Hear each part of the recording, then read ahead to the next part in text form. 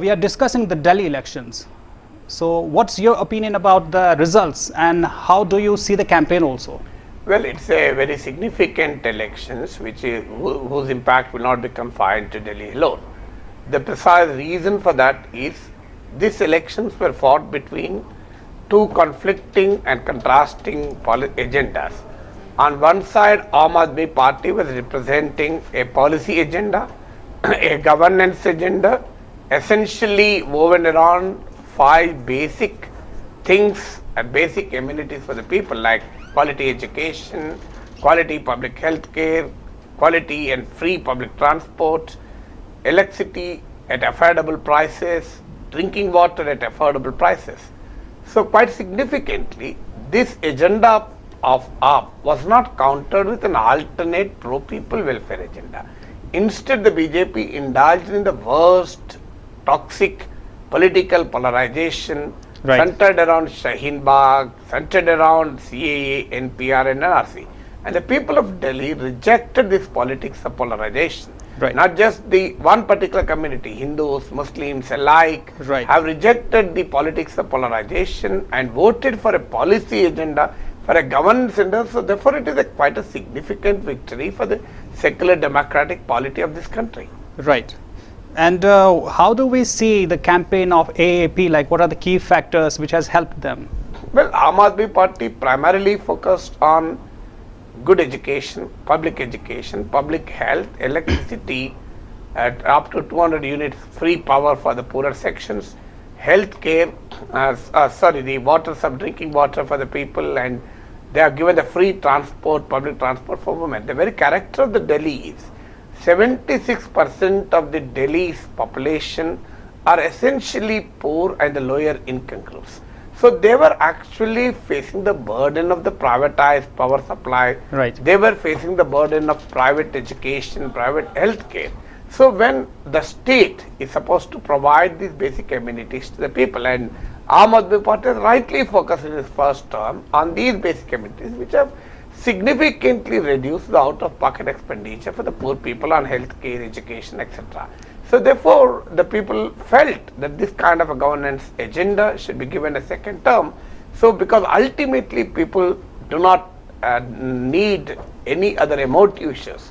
Quite unfortunately, the BJP tried to divide the people on emotional aspects. But instead, the people have given a mandate for basic public issues. So therefore, it's a positive vote for Aam Aadmi Party. It's a very significant positive vote for Aam Aadmi Party. And if we talk about BJP's campaign, which was, as you said, that it revolved around the hate politics rather. And I mean, how do people see that? Did they not accept that, or is it the Aam Aadmi Party that has given the better solution? Well, it's both. In fact, it's a positive agenda and an endorsement of ops governance, ops development and ops welfare agenda. And it is a summary rejection of the BJP's hate politics. We have seen an unprecedented BJP men and mission prevailing upon the Delhi electorate. So the BJP has let loose a reign of unprecedented hate mongering on the Delhi electorate. We have seen how Shaheen Bagh was made a center of electoral issue. And we have seen the central ministers and members of parliament going to the extent that Kejriwal is giving Shaheen Bagh protesters biryani where we are giving bullets. So what do you mean exactly by the Shaheen Bagh? It's a place where Muslims, especially Muslim women, have been continuously and persistently opposing CAA, NPR, NRC, and what they feel are anti-democratic. So people have a right to protest. Quite unfortunately, these protesters were portrayed as terrorists, protesters have been portrayed as anti-nationals. And Aam Aadmi Party was linked to this. But cleverly, Kejriwal tried to de-link himself. He has not even spoken on the JNU violence. He has not even spoken significantly on the Jamia violence. He has not championed the cause of the Shaheen Bagh. He has not fallen into the trap laid by the BJP. BJP was repeatedly provoking him, inviting him to join this polarized debate. But he deliberately kept out because he knew well that this polarization will help the BJP. And we have seen how the politics of character assassination have gone to the lowest level, where Arvind Kejriwal was described as even terrorist. Terrorist, yes. So that means today we have to say that the people of India's capital preferred terrorists to be the chief minister. Right. So That's therefore, the right. Indian people want terrorists to be chief ministers. Right. So nearly 250 members of parliament of BJP, 11 chief ministers of BJP have actually descended on Delhi. We have seen Amit Shah, the Union Home Minister, holding 54 election rallies. Right, Still the BJP right. got only 7 seats. So Aam Aadmi Party got 57 out of 70 in 2015, Right. and now they are retaining 63. Right. Let me also compare you. In 2019 Lok Sabha elections, BJP got a lead in 65 out of 70 segments. Now that has come down to 7, so 90% of their electoral support which they enjoyed in 2019 Lok Sabha elections have been simply swept away. Exactly, So therefore it is not just a positive vote for Aam Aadmi Party, it is a summary rejection of the BJP, especially its politics of polarization. Right. So if we see BJP got a new president recently, Mr. JP Nadda. So can we blame him in any way? Well, it is a deliberate attempt to find a scapegoat. So if BJP wins, it is a Modi's win. If BJP loses, it is somebody else's mistake. So the point is, JP Nadda is the president of the Bharatiya Janata Party. So, but the entire election campaign was centered around Modi.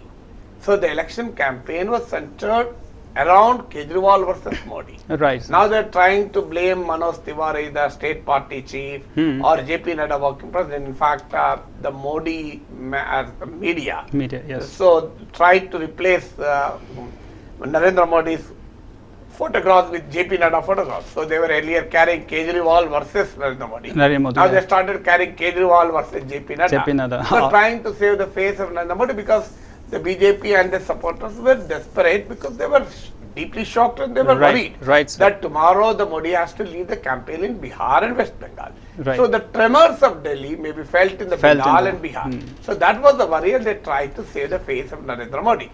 But the reality was that the BJP did not even field a chief ministerial candidate. So there was no chief ministerial face in the Delhi electorate. At least in 2015, they have presented Kiran Modi as the chief minister face and lost heavily. So this time it was clearly Modi campaigning for BJP, batting for BJP, and Kejriwal batting for AAP. So it was a fight between two personalities, Kejriwal and Narendra Modi. The people who preferred Narendra Modi to be the Prime Minister have also voted for Arvind Kejriwal in Delhi. That is a significant development with this. Right, sir. Right, sir. Exactly. So if we talk about the previous states where BJP has lost, we talk about the recent elections from Jharkhand. So we see they had sent star campaigners over there, like Mr. Shah and Modi himself. They try to project national issues, they mingle it with the state issues. So is that the failure where they are lacking? Certainly the BJP strategy of conducting both the Lok Sabha elections and assembly elections with the same agenda are certainly boomerang. So the aggressive military nationalism, the polarized polity really helped the Modi to win the national elections.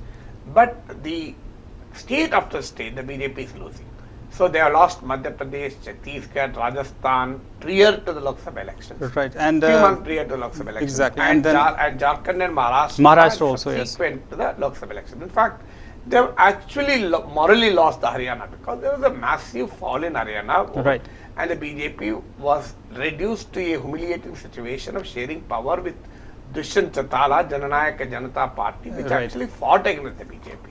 Well, even in Maharashtra, though the BJP Shiva Sena combined has certainly received the people's mandate, but their voting has fallen significantly by 9%. So this indicates that the leadership of Modi and Amit Shah is preferred at the national level, precisely because there is no alternate contender at the national level yet. But when it comes to the state level, when the Modi has to face the regional satraps, it is extremely difficult for the BJP to win the state level election, because they don't have a state leadership. They don't have any state level issues to present. So this religious mobilization, polarized politics, Muslim baiting, anti-national narrative, urban Naxalite narrative, military aggressive nationalism, all these are not actually working out on the ground at the state level. So do you think in future, the way BJP is campaigning, taking these national issues into states and let's say in next election, in the general, I mean the Lok Sabha elections, will these narratives will be Well, I think the BJP valid? will continue to rely heavily on its nationalist narrative.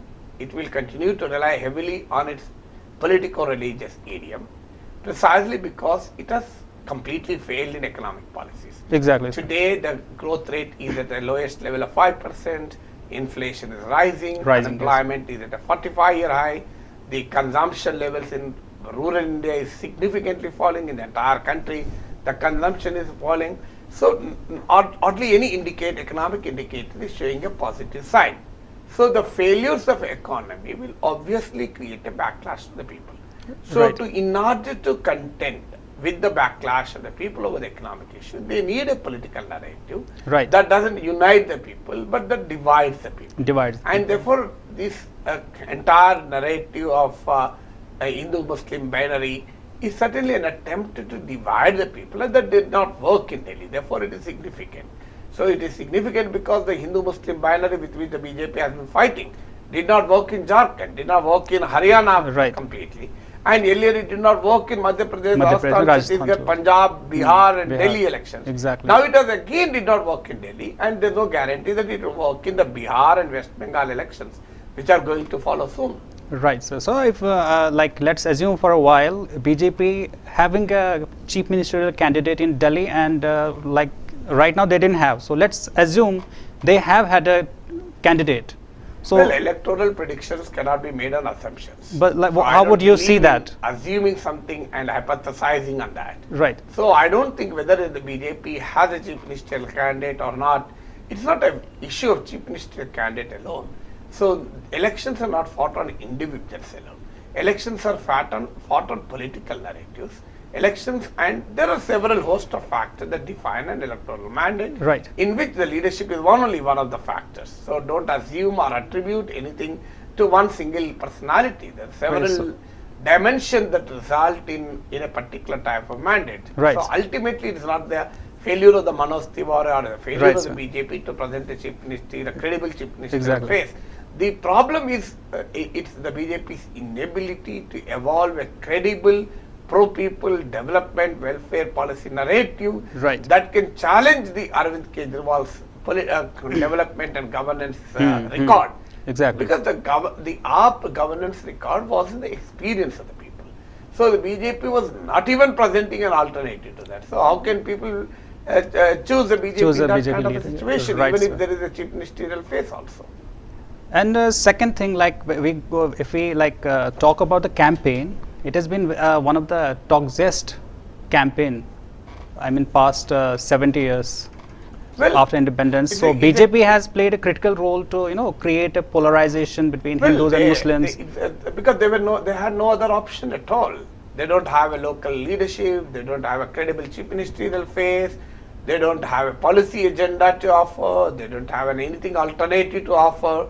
So they could not challenge Arvind Kejriwal and Aam Aadmi Party on performance of the government. So the policy agenda, governance agenda, they had nothing to offer. So obviously, then what is the alternative?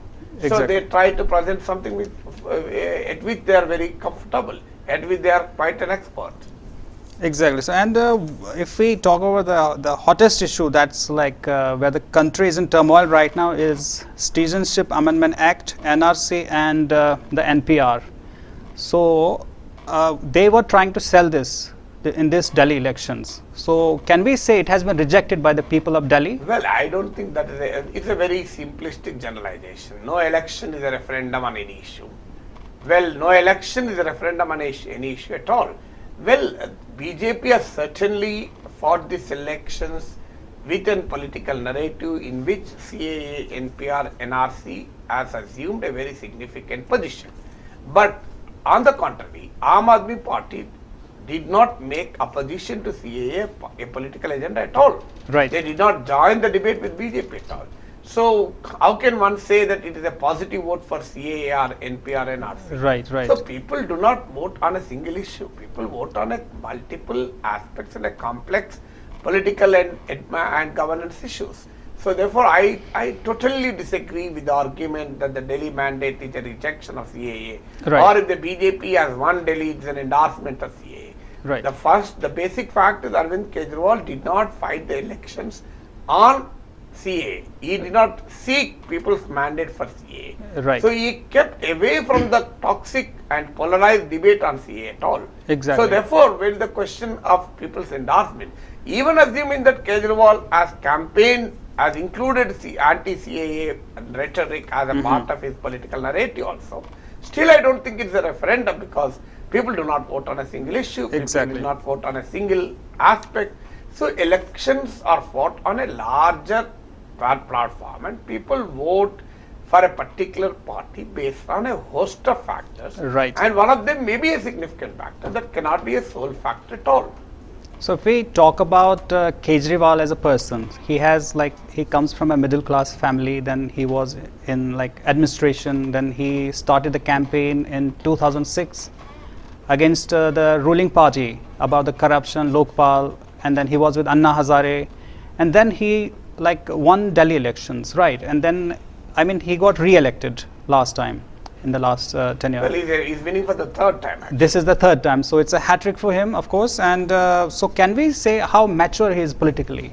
Well, you cannot analysis of politics should not be reduced to analysis of personality. Right. The point is when we saw he debating on the television, on the national TV, in different channels, people tried to inquire him about the CA, Shaheen Bagh, and he was very clever. He was cut to cut I want development. I am with people. I am with Shaheen Bagh. I am with everybody. So we see, those diplomatic answers. No, it's true. You're right. The last 2 years of Kejriwal's regime has seen a substantial attitudinal shift, a behavioral shift. I think it is a deliberate, strategized phenomenon. Right. Because he knew earlier he was entering into an unwanted fight with Narendra Modi. Right. He was entering into an uncharted political territory because he is more or less confined to Delhi. AAP is basically a phenomenon confined to Delhi and extended to the nearby areas. In Punjab, they made a significant impact. So Kejriwal overestimated his political persona and went on to fight Narendra Modi even when his party is not a national phenomenon. Right. So he entered into an undesirable public confrontation with institutions, with leaders of institutions, his fight with the Lieutenant Governor, however genuine and legitimate it be, but it created a wrong notion that Kejriwal is not a performer but a fighter. Yes. So not only that, he was rising, he cleverly kept away from the divisive political agenda, polarized political agenda proposed by the Bharatiya Janata Party. Yes. So he did not enter into national political opposition against Modi, etc., etc. So especially after the 2019 electoral mandate is much more intelligent enough. So he could decipher the damage that it can done. It can be done. So therefore, it is true that the change strategy of Arvind Kejriwal has certainly paid off. Has certainly given him a good dividend in winning the elections. But yet, even with notwithstanding this, he would have certainly been with this policy agenda.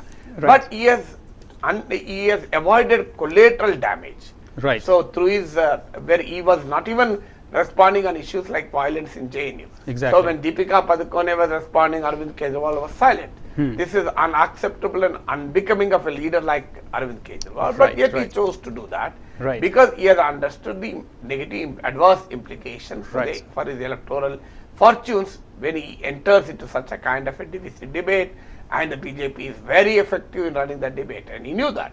Exactly. So if we see a little shift was there, so Kejriwal, he follows a particular religion, that's his personal choice. And it has come to public now. Since last time he was, asked to recite Hanuman Chalisa. And he been to Hanuman Mandir recently. And today also, if we see, he was saying, Hanuman has saved us. So how do you see that? This is a fashion in Indian politics. So BJP fights elections, BJP conducts politics around religion and religious symbols, like Ram Temple was its major political plank that has catapulted the party to this level. So the anti-BJP forces wanted to tread the path of BJP. So like Rahul Gandhi embracing the avatar of Shiva back, Right. going to all kinds of temples, etc., etc. He suddenly remembered his sacred thread. Right. So unfortunately, that I don't think that will pay very well. So Okay. here also Kejriwal is trying to tread the same path. So Right. he wanted to present himself as more avowed Hindu than anyone. Right. So he is now, after the elections, he has gone to the Hanuman temple. Nothing wrong in going to the Hanuman Exactly. temple. Yeah, it's But my question is, why should it be publicized? Publicized, And he brought in Hanuman Chalisa, and not only that, he's even in his immediate reaction to the results, he said, it is a victory for development and Bharat Mata. So where did this Bharat Mata come? It has come out from, he has borrowed this Bharat Mata from Bharatiya Janata Party. Right. So, So he is trying to legitimize the slogan of Bharat Mata. Right, right. So once he legitimizes the slogan of Bharat Mata, in a bid to cover up his criticism against him or questioning his guest list patriotic credentials. Right. So Kejriwal trying to speak the language of Bharatiya Janata Party. So it's the right whether counter. Kejriwal and Rahul Gandhi, they should understand, if they fight BJP in their own rules of game, if they fight BJP on its own saffron pitch, it is extremely difficult to fight them. Right. So the better way for Kejriwal is to stick to his developmental agenda Right. and leave the religious Right. beliefs and religious symbols to his personal life. Exactly. So, but this is where the BJP has been, like criticizing him, that he is not true Hindu, he is anti-national, he is terrorist, all these things which Well, came that up. is precisely the reason. So, is these it the people counter for that? Like, is it Well, is it I a do good agree. thing? That was a criticism on Rahul Gandhi. That was a criticism on everyone. So the BJP's tested language is to question the religious credentials of individuals. Right. So, but religious credentials of individuals need not be made an electoral issue. So why should Arvind Kejriwal bring in Hanuman temple and bring in Bharat Mata into his electioneering? Right. So even without that, I think I'm sure he will win. So people wanted to vote for his education, health, transport. Exactly. So Yes. they are not looking at his religious credentials. People have not voted for Kejriwal because they thought that the Modi's devotion to Ram is inferior to Kejriwal's devotion to Hanuman. Hanuman, So it was yes. not a fight between Ram and Hanuman. Ram like and a- Hanuman, yes, right. So why exactly. should Kejriwal reduce that? I think that's Right. not a great strategy. Well, he is doing it precisely because the BJP is targeting him on his religious credentials. Exactly. So therefore, to It's- perhaps silence his critics, he is trying to do it. But if it can have, it's a double-edged sword. Right. It may protect him against the BJP's criticism, but it can also give the BJP a powerful hand. Right. It may give a BJP a powerful weapon to hit at Kejriwal also. Exactly. And like last time when he visited Hanuman temple, BJP had a narrative that it's like it's dirty now, so we had to clean the temple. Well, So how do that's you a see that? personal attack, and I don't believe. So my question is, religion and religious symbols should not even enter politics. Exactly. So it's a personal life. It should be confined to the personal life. So how will we see BJP like digging their own grave in this campaign, in this election? Well, it's not a question of digging its own grave. BJP has no other option. So it can't present an alternate policy agenda. It could not present an alternate leader.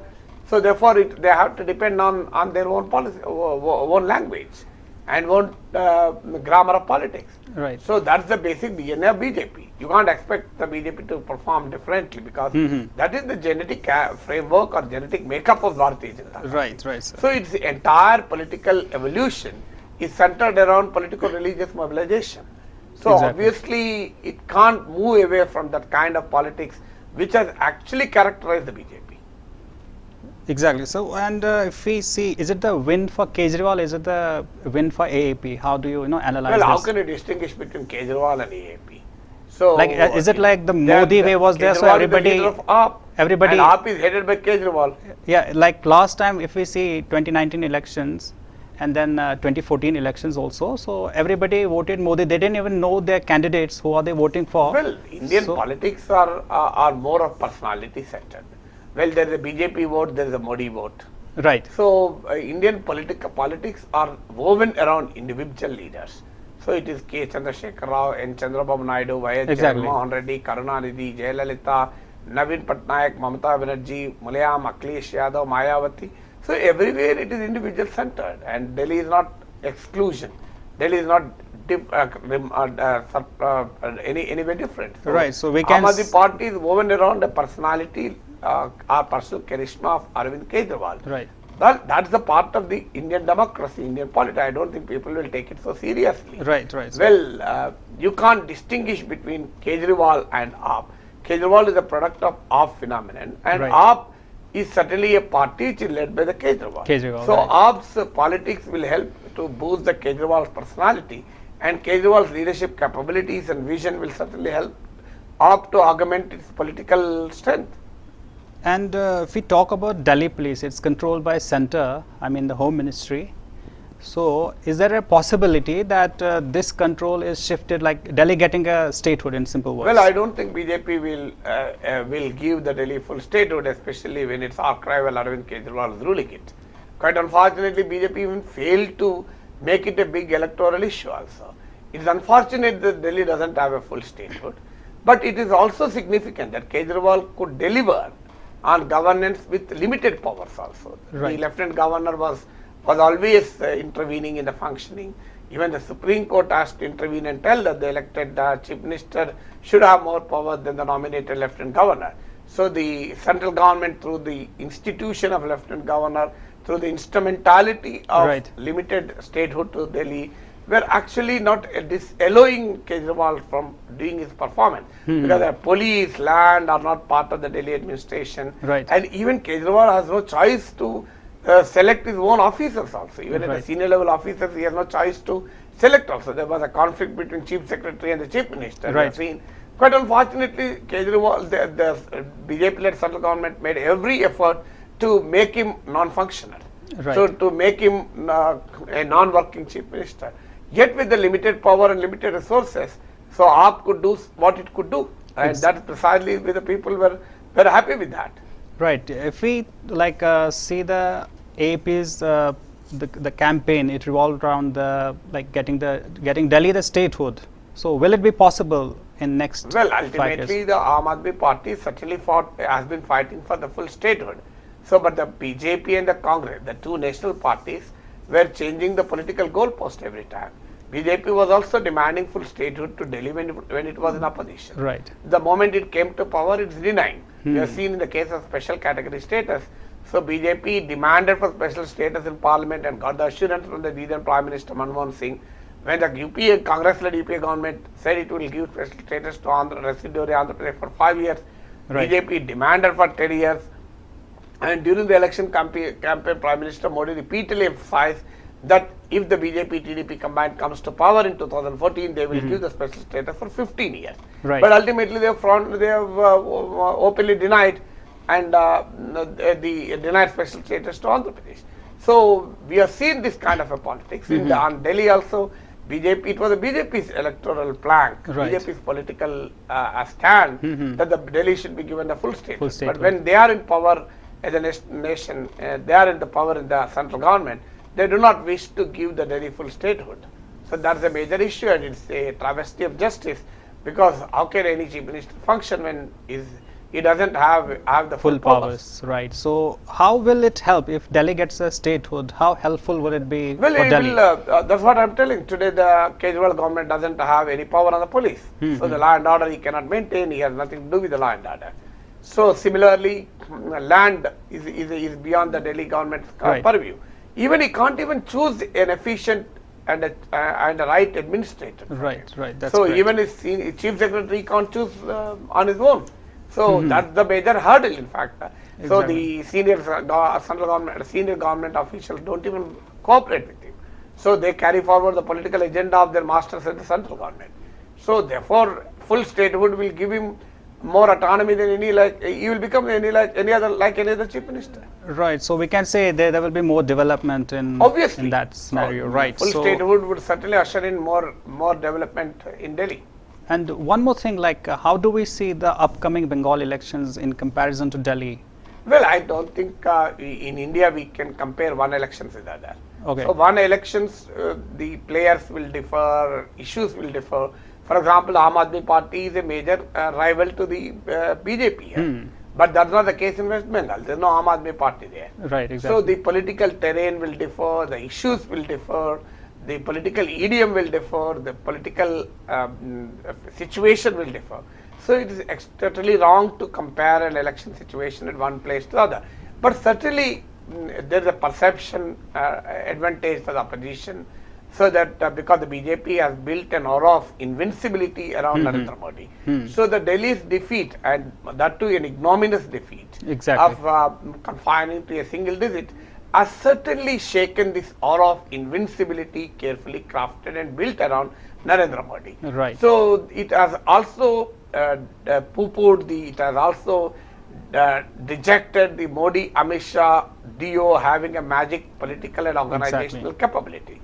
So there was also a lot of talk on the BJP's organizational propaganda mission, and they have come a cropper in Delhi. So therefore, the BJP has lost the perception battle certainly, and the opposition, the non-BJP political force, whether it is in West Bengal, whether it is in Bihar, where elections are to follow, they have certainly gained on that aspect. But perception alone doesn't deliver a victory in elections. So the physical work has to be done. So it will have to wait and see how things will play up in other states. Exactly. So we have to see how Mamata has worked in her regime. And if we talk about social media, how powerful is this tool nowadays? Like how I feel like what I observed personally, BJP has a very strong hold on social media. So they do campaigns, they spread whatever the message they have to spread, be it hate politics or polarization. They have a very strong hold in social media. You are right. BJP and sorry to interrupt you. So let me finish. So AAP was, how successful was it to counter that, the social media campaign? I've seen some videos and some, those are appealing to the generation, young generation. Short videos, texts, one-liners, very beautifully, countered all the allegations and everything which BJP has been doing. So how do you see social media? Well, first of all, social media will not alter the reality. People vote based on their personal experience. When they don't have a clarity on the personal experience, they may be carried away by the propaganda. Propaganda will not always work. Performance works. Exactly. So when there is a remarkably different experience in their real life, I don't think people can easily be swayed away by the social media campaign. I do agree with you that the BJP has the most powerful propaganda machine, and BJP runs the largest social media network anywhere in the world, not just in India. I think in the global democracies itself, there is no other political party which match the men and material and resources of BJP as far as the social media campaign is concerned. There is no dispute about it. But certainly that did not always deliver result, because ultimately people vote based on their experiences. Only when their experience is hazy, when they can get carried away by the propaganda. So the Delhi elections is a clear indication that the social media propaganda machine will not always deliver result. Secondly, the Aam Aadmi Party, unlike the Congress or unlike the other non-BJP parties, is also fairly good in countering BJP in the social media. So because Aam Aadmi Party has also evolved from an anti-corruption movement, and a lot of smart techniques are behind it. So the surcharge, the voluntaries are behind it. And certainly AAP also has a very strong social media presence. I'm not telling they can match the resources of BJP, but they have their own creative teams that have been working at the grassroots level. And Aam Aadmi Party, even if it may not be a match to the BJP's social media resources, but certainly has also done reasonably well. Exactly, sir. I agree with you. And like BJP had recently managed to scrap the Article 317 J&K. Then Ram Mandir issue was almost resolved, and Ram Mandir is to be built very soon. So they tried to portray these issues in Delhi. So, well, I agree with you. In fact, 3 days before the Delhi elections, so they have the Modi announced in Parliament the trust for the Ram temple in a bid to lure the Delhi voters. Well, they can technically say, because the Supreme Court deadline was fast approaching, because the Election Commission of India also could not say anything because Supreme Court deadline was fast approaching. I agree with you. So the announcement was made 4 days before Supreme Court deadline was coming to a So it close. was a strategy, poll strategy. But certainly they could have announced it much before. Exactly. So they have delayed it and announced it 3 days before the Delhi election day and a day before the campaign ends. But that's what I'm telling. So their agenda, of which they think they will win, they could win the next elections, did not really go well with the people of Delhi. So Delhi people were reacting more positively to water, power, health, education, transport, rather than Ram Temple or Article 370 or any other MOT issues. That's wonderful, yes. And secondly, now it will be like worth mentioning Congress. What is it like they couldn't even get single seat? Well, they did not have any seat in 2015. Or is it just they let the AAP grow, I mean AAP? Not that actually. No party will will destroy itself to help another party. Right. So it's wrong to assume that the Congress will self-immolate itself to embolden or to energize the Aam Aadmi Party. Yeah, this is what public is saying, that they have let AAP that's grow. a wrong political analysis. Exactly. Because no party will destroy itself to benefit someone else. But the point is not just in Delhi. There is a secular decline in the Congress political mobilization capability and electoral fortunes across several states, especially in a state where they are not in direct fight with the BJP. So the Congress was chiefly benefiting from a direct opposition to BJP. For example, in Madhya Pradesh, Rajasthan, Chhattisgarh, Punjab. So these are the states where the Congress was directly in fight with the BJP. There is no other third player. So wherever a third player exists, whether it is in Bihar, whether it is in Uttar Pradesh, Maharashtra, wherever, or Delhi, the third players are more popular. So therefore, it's an indication that Congress was actually not fighting an election so seriously, precisely because there is no political space. Right. So the elections were completely polarized between BJP and AAP. AAP, So yes. the people have to choose a BJP if they want oppose AAP, and they have to choose AAP if they oppose BJP. Yeah, So exactly. in such an unprecedented polarization of elections, so there is no room for the Congress at all. Yeah. So and Congress did not have a single seat even in 2015. Right. Only thing is their voting has further declined. So well, and these classes of people like the informal worker, Dalits, minorities, low income group, all these socially marginalized, economically disempowered sections have shifted their loyalty to Aam Aadmi Party. Aam Aadmi Party, So it has come up an Congress alternative for them. has completely lost its political base to the Aam Aadmi Party. So that is also one reason why the Congress got further decimated in these elections. right. So do you say that AAP is responsible, or like they came up with a better narrative, or is it the BJP destroying Congress? How will you see I it? think BJP, it is not a question of which party destroys the Congress. Suffers from a self-disruptive politics. So if the Congress should be blamed for its own deeds. So why should you blame BJP or AAP for that? So the Congress has won 3 elections under Sheila Dikshit. Exactly. And so they have won 3 successive elections. So there was an eminent decline of Congress elsewhere in the country also. They could pick up wherever there is no other political player. So Yes, in Delhi they could not pick up because there was another political player, and which was a more credible political player than the Congress. So if we we already know about when in 2014 BJP came with the a narrative with Gujarat model. So it was presented like we'll apply Gujarat model all over the country. Now has the narrative changed to Delhi model? Is it a better alternative then? Well, the Gujarat model they have only campaigned in 2014. Right. In 2019, Gujarat model was not an issue at all. Each state has its own model. So Delhi model doesn't work in Andhra Pradesh. AP model doesn't work in Telangana. Telangana model doesn't work in AP. But there's so Indian elections is a sum total of elections in different states. Right. Each state has its unique characteristic features. So you can't repeat one model on in other states. Right. So if we see like AAP has come up with Mohalla clinics, and then revival of or the upgrading government schools, and then lots of other things like free travel for ladies, Well, and Andhra Pradesh has not CCTVs. introduced free travel for ladies. Yeah, right. So if we, So Andhra Pradesh has not introduced free I- travel for ladies. I recently read a report, Maharashtra Chief Minister taking it into consideration. Can that work in Mumbai? Well, it depends. If the government really intends, it can. So it's not just other states following Delhi. Normally, whenever a particular policy works in a state, obviously other states will try to emulate it. So that's a common practice. The best practices in other states, best practice in other countries also we emulate.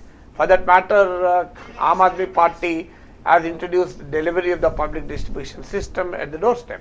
And a similar model is emulated in Andhra Pradesh through the delivery of PDS at doorstep.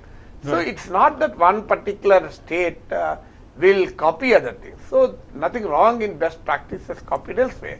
So obviously every political party wants to win elections. So they will identify the issues which helped other politicians to win elections elsewhere, Right. and certainly try to adopt the same policies in their own state. But ultimately, it all depends on the kind of political culture you present. It all depends upon alternate governance model you present.